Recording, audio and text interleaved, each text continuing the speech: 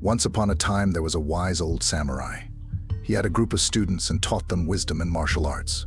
One day, a young warrior who was notorious for his impoliteness and cruelty walked in on him during class. His favorite tactic was provocation. He insulted his opponent. He lost his temper, accepted the challenge, but in his rage he made one mistake after another and lost the fight.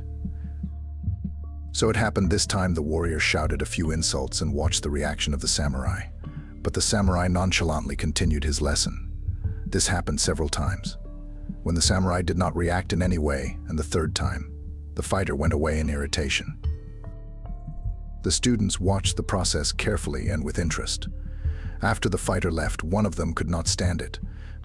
"Teacher, why did you put up with his attacks? You should have challenged him to a fight." The wise samurai replied, "When a gift is brought to you and you do not accept it, to whom does it belong?" "To its former owner," replied the disciples. The same goes for envy, hatred, and insults. As long as you do not accept them, they belong to the one who brought them.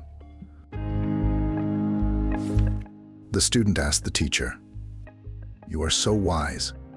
You are always in a good mood, never angry. Help me to be like that too."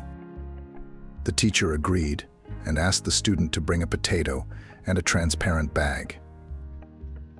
"If you get angry with someone and hold a grudge," said the teacher, "take the potato.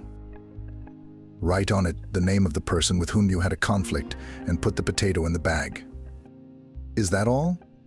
the student asked, perplexed. "No," replied the teacher.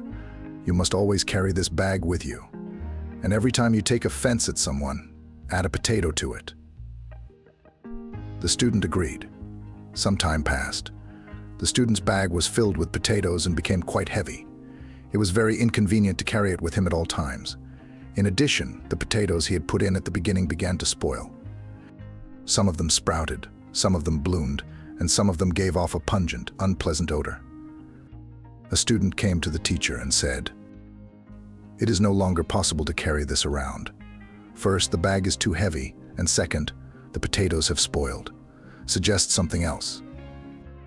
But the teacher replied, "The same thing is happening to you. You just don't notice it right away.